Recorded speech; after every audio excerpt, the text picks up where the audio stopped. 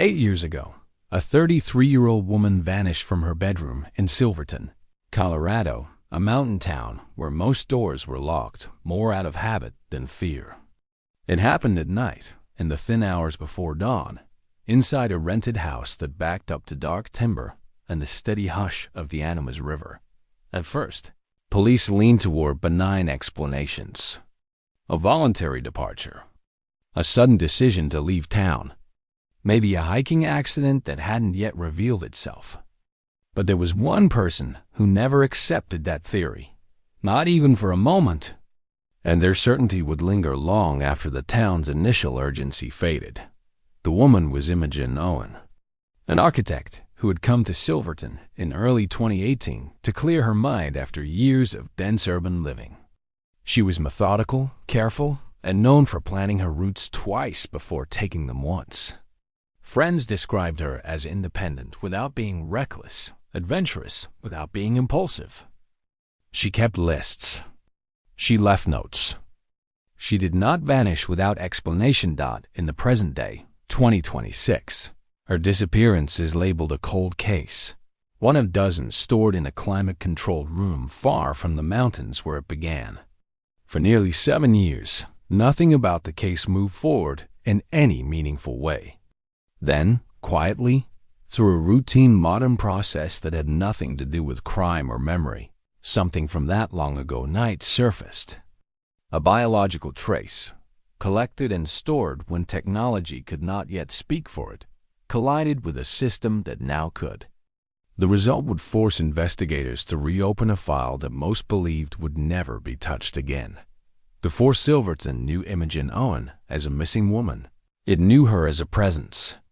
She walked the same morning route through town, boots scuffing frost off the wooden sidewalks, breath visible in the alpine air. She rented a modest house on the edge of town, with worn pine floors and windows that rattled when the wind came down off the peaks. Inside, the place smelled faintly of coffee and cedar. Drafting tubes leaned against one wall. Topographic maps were pinned near the kitchen table, their edges curling. Imogen liked the quiet. Evenings were spent sketching, reading, or sitting on the back steps, listening to water move through darkness. She spoke to her family regularly, careful not to worry them, framing her solitude as restorative rather than lonely. Still, there were moments she did not articulate, a sense that safety was a thin agreement between people and place. The house, though solid, creaked at night. Shadows shifted as clouds crossed the moon. The back door opened toward forest, not street. Nothing in her routine suggested imminent danger. Nothing she did that day marked it as different from the many that came before. And yet, sometime before morning, the space where she slept would become the center of an absence that Silverton has never fully shaken. Where are you watching from tonight? And what time is it there? Imogen Owen's days in Silverton followed a pattern that felt earned rather than imposed. She woke early, often before the sun reached the narrow valley floor, and made coffee in a chipped enamel mug she had brought from her apartment years earlier.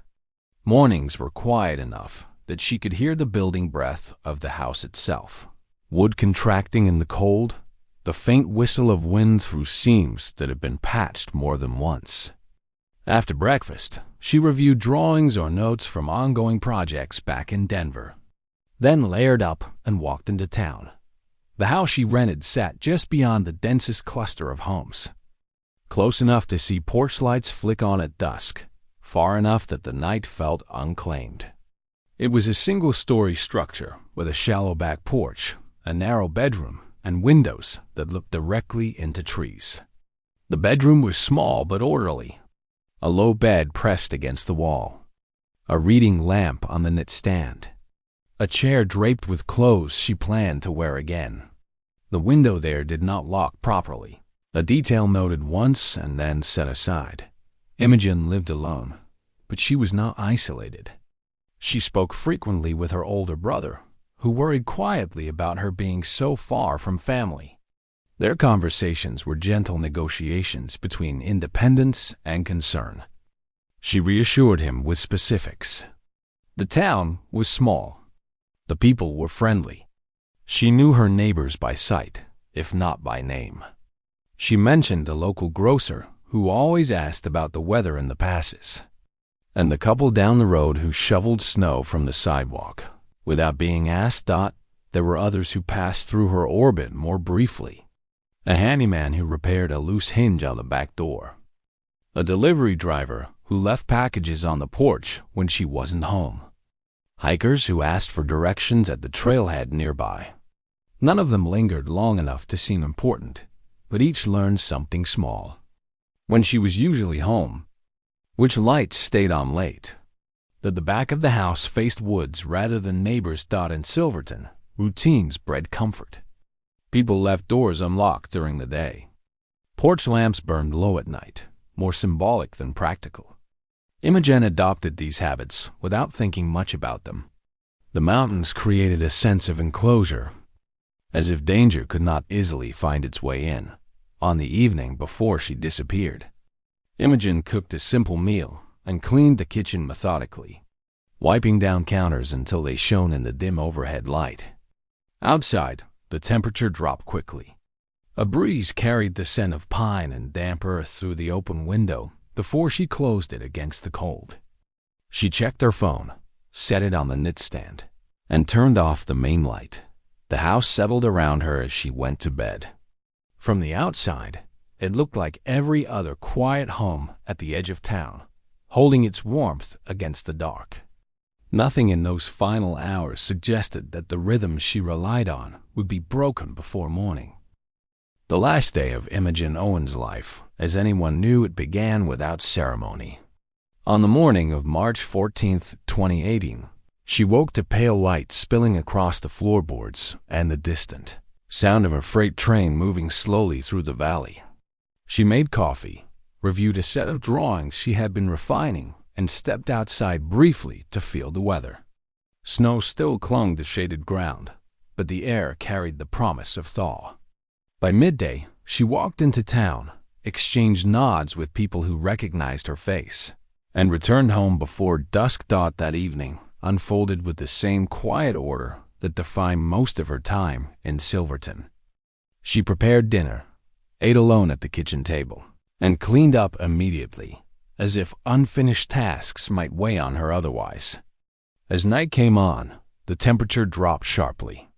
Wind moved through the trees behind the house, producing a low, irregular sound that rose and fell like distant surf. Inside, the house held steady, its walls creaking softly as the heat cycled on and off. By 10:30 p.m., lights in neighboring houses were already out. Imogen went through her usual routine, locking the front door, checking the stove, and leaving the porch light on. In her bedroom, the lamp cast a small circle of warmth against the wall. Outside the window, darkness pressed close. She read for a while, then turned off the light and lay listening to the familiar noises of night. Sometime later, in the hours before dawn, a disruption entered that space. In the adjacent house, a neighbor would later recall waking briefly, sensing movement or sound that did not belong to the normal rhythm of the night. There was the impression of a shape near a window, a darker shadow against darker trees. Half asleep, they pulled the covers closer and waited for the feeling to pass. By morning, the memory felt insubstantial, more like a dream than a warning. Inside Imogen's house, the night moved on without recorded sound. No alarms, no shattering glass, no cries that carried through the cold air. Whatever happened did so with a precision that left little trace for those sleeping nearby. Just after 6 a.m., the stillness broke.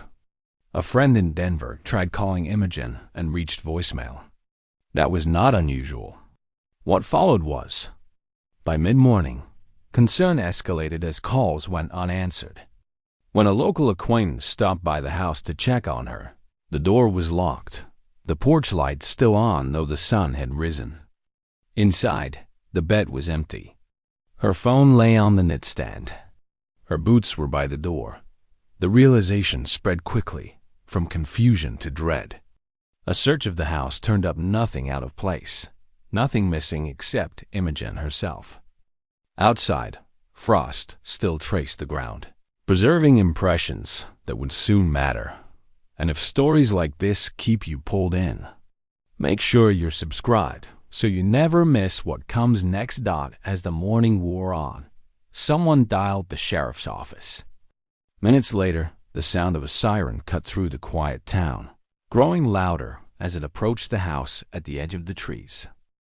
The first patrol car arrived just after 9 a.m., tires crunching over gravel as it pulled in beside the house. The sheriff followed minutes later, a man with decades in the county and a practiced calm that came from responding to too many scenes like this. Inside, the air was cool and carried the faint smell of coffee from the day before. Nothing looked disturbed. The bed was neatly made, except for a slight impression where someone had slept. The window was closed, the latch loose but not broken. The sheriff moved methodically, noting doors, windows, and the placement of personal items. Imogen's phone sat on the nightstand, its battery nearly full. Her wallet and keys were accounted for. This did not look like someone preparing to leave. Outside, he listened as the neighbor described their half-remembered sense of movement during the night. The account was written down, treated cautiously, filed as an impression rather than a sighting. By late morning, the perimeter was set. Yellow tape cut through the yard, marking off the space between the house and the tree line. Word spread quickly through Silverton. Neighbors arrived in heavy coats and boots, some carrying thermoses, others holding leashes as canine units were brought in from a neighboring county. Dogs were given a scent and led toward the back of the property, noses low, tails rigid. Within minutes, searchers found the first sign that shifted the tone of the day. Near the edge of the yard, partially pressed into damp soil, lay a small silver bracelet Imogen wore often. A few feet beyond it, the ground showed a shallow disturbance, a drag mark to cut through leaves and frost toward the woods. Nearby, an adult-sized footprint impressed into soft earth pointed away from the house. A patch of grass lay flattened, as if someone had stopped there briefly, kneeling or adjusting their grip. Each item was photographed, measured, and flagged. In isolation, none would have meant much. Together, they told a different story. This was not someone wandering off in confusion or choosing to disappear. This was movement with intent. The search expanded outward in widening arcs. Volunteers fanned into the trees, calling Imogen's name until their voices grew hoarse. Creeks were checked. Outbuildings were opened and closed again. By afternoon, the sun climbed higher, melting frost and softening the very impressions investigators needed to preserve. As evening approached, the sheriff stood at the edge of the yard, looking back at the house. The evidence clustered there suggested a brief, controlled encounter, one that did not erupt into chaos. It pointed to a person who knew the area and moved through it without hesitation. The realization settled quietly but firmly. Whatever had taken Imogen Owen from her bed had not been an accident. It had been done by another person, under cover of darkness, within a place that had always felt safe. By the second day, the focus shifted indoors, away from the cold ground and into the sheriff's office, where maps were spread across desks and photographs were pinned in careful rows. The evidence from the yard was reviewed again and again. The bracelet, the drag mark, the footprint, the flattened grass. Each detail reinforced the same conclusion. Imogen Owen had not left on her own. Sometime before dawn on March 15, 2018, she had been taken. The case status changed accordingly. What began as a missing person investigation was formally reclassified as an abduction. With that shift came a narrowing of focus. Investigators built a list of people who had legitimate access to Imogen's world. The handyman who had repaired the back door. A delivery driver who knew her schedule. A neighbor who lived close enough to see the porch light each night. Anyone who understood the layout of the house and the rhythms of the town. One name rose quickly to the top. A man who had worked briefly on the property weeks earlier, fixing a broken latch on the bedroom window. He knew where the house sat in relation to the woods. He knew Imogen lived alone. During questioning, his timeline shifted in small but troubling ways. He could not immediately account for where he had been in the early hours of that morning. Investigators pressed, laying out the inconsistencies, watching for signs of fracture, but the case resisted simple resolution. The footprint found near the yard did not match his shoes. A receipt placed him miles away at a gas station at 4:30 a.m., corroborated by surveillance footage. Medical records confirmed a chronic injury that made the movement suggested by the drag mark unlikely. Piece by piece, the suspicion collapsed under objective facts. The prime suspect was cleared, leaving behind the uneasy awareness that the real perpetrator remained unidentified. Search efforts intensified. Surrounding forests were combed again. Waterways were dragged. State investigators reviewed the file and noted the same troubling characteristics. The abduction appeared planned and quiet, carried out by someone familiar with the terrain. There were no ransom demands, no credible sightings, no vehicle descriptions that could be verified. Weeks stretched into months. Leads dried up. The energy that had propelled the initial search gave way to exhaustion and grief. Imogen's family returned to Silverton repeatedly, clinging to the possibility that something had been missed. The sheriff carried the weight of the case home with him, replaying decisions late at night. Eventually, an administrative reality set in. With no new evidence and no viable suspects, the file was moved from active investigation to inactive status. The paperwork was completed, the designation changed, and the case was placed in a box labeled with Imogen Owen's name and the year, 2018.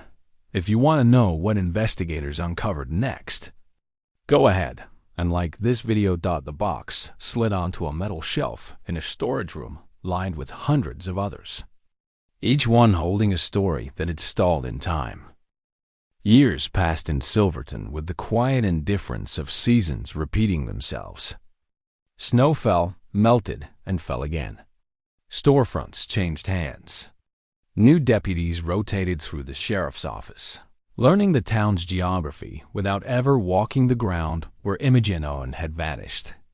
In the records room, her case box was moved from one shelf to another as storage was reorganized. Always surviving, never prioritized, the room itself aged.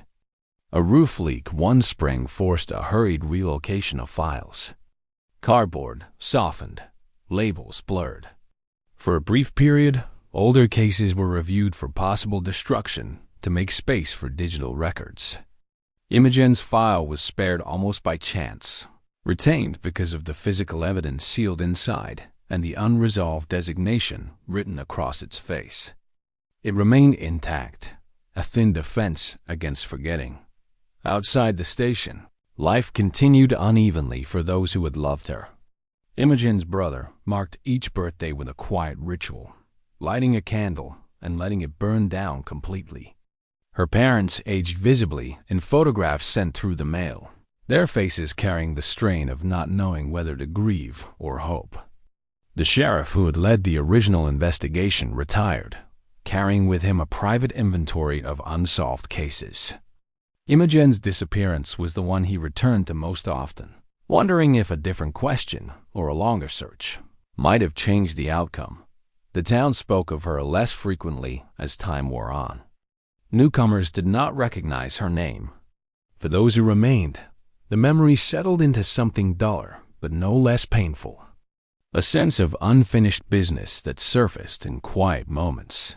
Elsewhere, far from Silverton, another life unfolded unnoticed. A woman lived under a different name in another place, her history stitched together with documents that looked plausible enough not to invite scrutiny. School enrollment forms carried inconsistencies no one challenged. Employment records were accepted at face value. The era's fragmented systems did not talk to one another. and no centralized network existed to compare a missing adult from Colorado with a quiet life lived under an assumed identity in another state. Within that hidden life, there was a constant, low-level unease, a feeling of being slightly misaligned with the world, of reacting to memories that did not quite belong. Certain smells triggered flashes of mountains and cold air. Certain sounds brought unplaceable sadness. There were questions she did not know how to ask Dot back in the sheriff's office. The box remained closed, its contents unchanged. It bore witness to the years slipping past, to the way unresolved absence could stretch across decades without resolution. If you could tell someone what really happened all those years ago, who would you speak to first? The woman living under the name she had always known did not think of herself as someone with a past to uncover. Her life, as it had been explained to her, began elsewhere, in a place she could never quite picture clearly. The details shifted depending on who was telling the story, a move that happened too early to remember. Parents who were gone for reasons that never stayed consistent. What remained constant was the instruction not to look too closely, not to ask for documents that could not be easily produced. As a child, she learned to accept paperwork that appeared suddenly and explanations that arrived late. School enrollment forms carried a newly issued birth certificate that bore no signs of age. Teachers noticed her intelligence, her carefulness, and occasionally her confusion when asked about early memories. Nothing rose to the level of a report. Systems in the 1990s and early 2000s did not cross-reference missing adults across states. There was no alert to sound, no database to flag her existence as anomalous. Adulthood brought independence, but not clarity. She worked, paid taxes, and sought medical care under a name that fit her well enough.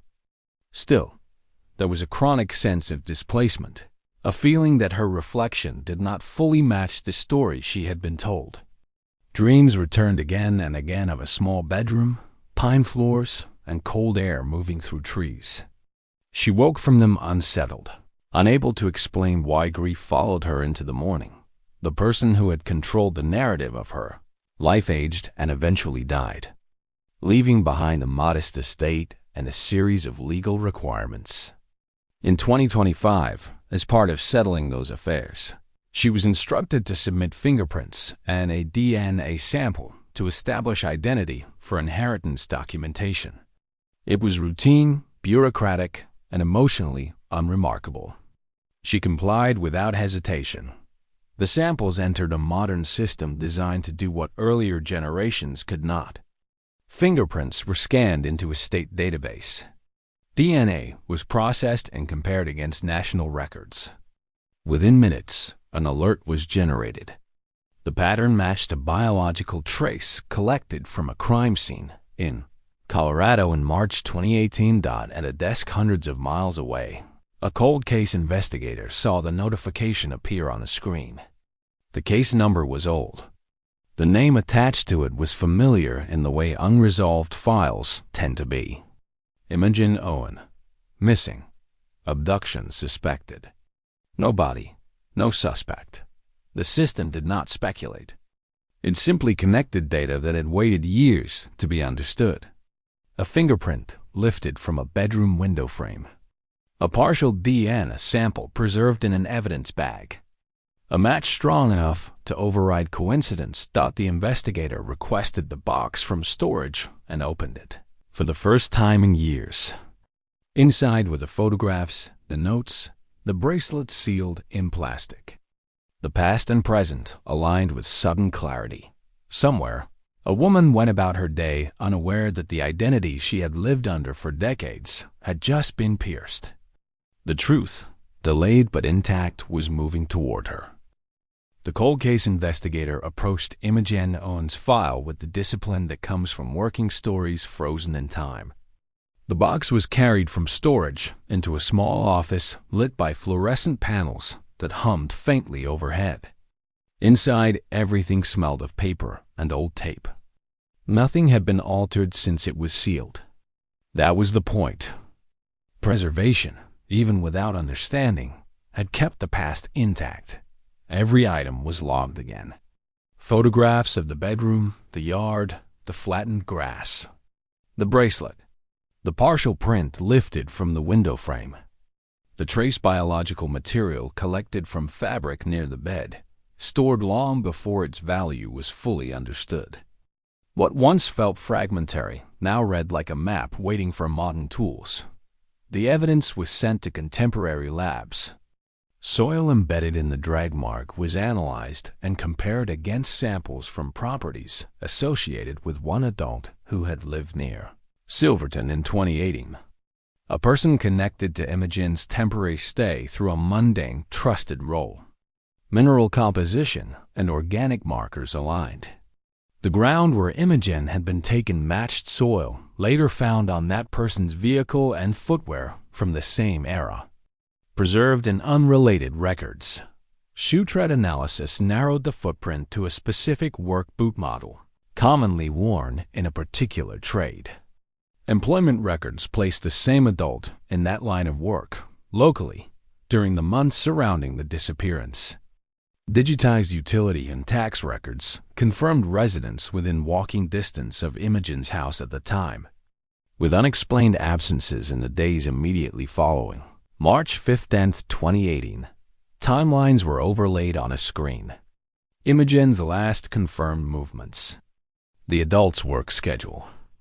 The gaps aligned too cleanly to ignore. Patterns that once hid in filing cabinets now emerged under cross-jurisdiction.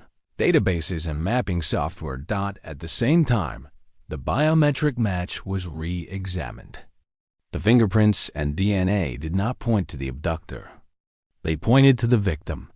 The woman who had submitted her sample in 2025 was, biologically and conclusively, Imogen Owen. The conclusion reframed everything. The abduction had not ended in death. It had ended in concealment. The adult identified through the reanalysis, now deceased, had the access, opportunity, and means to remove Imogen from her home and re-register her life elsewhere under a constructed identity. Administrative records trace the quiet rebuilding of a person on paper. Beginning weeks after the disappearance, the investigator prepared the next step carefully.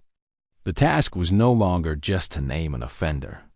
It was to tell a living person that the story they had carried for decades was not theirs, and that the truth, once spoken, would alter every memory that followed. The meeting was arranged with deliberate care, framed not as an accusation, but as a conversation about records. When the woman arrived at the office, she carried herself with the practiced calm of someone used to complying with institutions. She sat across from the investigator, unaware that the name on the door no longer applied to her in the way she believed. The explanation unfolded slowly. The fingerprint submission. The DNA comparison. The matched evidence collected in Colorado in March 2018. As the investigator spoke, the woman's attention narrowed, her expression shifting from polite confusion to something closer to vertigo. The name Imogen Owen was introduced carefully, accompanied by photographs of a bedroom, a house near trees. A bracelet sealed in plastic. Shock gave way to denial, then to a quiet grief that settled heavily in the room. Memories surfaced without warning. Cold air on her face. The smell of pine. A sense of being lifted and moved while half asleep. Details that had never found language suddenly aligned with images on a screen. The investigator did not rush her. There was no timeline for absorbing the collapse of a lifetime narrative. A confirmation followed. Surviving relatives provided samples, each step treated with gravity. The results were unequivocal. Parent-child markers aligned precisely. The woman who had lived under another name was biologically Imogen Owen, missing for 8 years. The reunion took place in a neutral space, chosen to minimize spectacle. When Imogen entered the room, her family rose instinctively, recognizing her before certainty could catch up. Faces mirrored one another in ways time had not erased. a familiar tilt of the head, hands that moved the same way when nervous. Small scars recalled from childhood. Photographs confirmed what science already had. The moments that followed resisted easy description. Relief intertwined with anger. Joy collided with grief for years that could not be recovered. Imogen listened as stories were told about the life she had lost, absorbing them alongside memories of the only life she had known. Her family struggled to reconcile the woman before them with the daughter and sister they had mourned in absence. As the days passed, two timelines demanded integration. Imogen confronted the truth of her abduction and the person responsible, now beyond prosecution. Her family confronted the reality that hope had been justified, but at a cost no one had anticipated. There was no script for merging stolen time with present identity. In the investigator's office, the file was updated again. The status changed from unresolved to resolved. The case was closed administratively, even as its emotional consequences continued to unfold. The formal resolution of Imogen Owen's case came without ceremony. In early 2026, the file was amended to reflect what the evidence now made undeniable. The original incident was officially classified as an abduction, and the name of the responsible adult was entered as the primary offender. The person had died years earlier, leaving no opportunity for trial. No public reckoning beyond the quiet certainty of facts, assembled too late for court. Investigators reconstructed the abductor's life with restraint, focusing only on what illuminated the crime. A history of proximity and trust. Work that provided access without suspicion. Residences that explained how Imogen could be moved and concealed. The absence of further known victims remained an open question, one that could not be fully answered without the offender's testimony. What could be said, with confidence, was that the crime exploited ordinary gaps in oversight and belief. There were moments, in reviewing the past, when different choices seemed tempting to imagine. Whether an unlocked window should have mattered more. Whether early impressions from a half-awake witness might have carried greater weight. Yet the reality of 2018 imposed limits. Technology was narrower. Databases were fragmented. Investigators worked within constraints that only became visible in hindsight. The lessons that emerged were systemic rather than individual. Evidence preserved without immediate purpose had proven essential. Cross-jurisdiction data sharing, once impossible, had delivered truth when memory alone could not. Biometric systems, designed for routine administration, had become instruments of belated justice. And the documentation of vulnerable, uncertain observations had mattered, even when they could not be acted upon at the time. For Imogen, the restoration of her name did not erase what had been taken. It reframed her life, allowing both versions of it to exist without contradiction. She carried grief for the years lost and relief in knowing that her unease had always had a source. Identity, returned late, still carried dignity. For her family, the truth altered mourning into something more complex. They learned that closure was not an endpoint but a shift from absence to understanding. Silverton, too, absorbed the outcome quietly. The mountains unchanged. The house at the edge of town now holding a different kind of memory. Truth arrived late, but it arrived intact, reshaping how a life was understood and how it would be remembered. And when you're ready, click the video on the right to explore another case.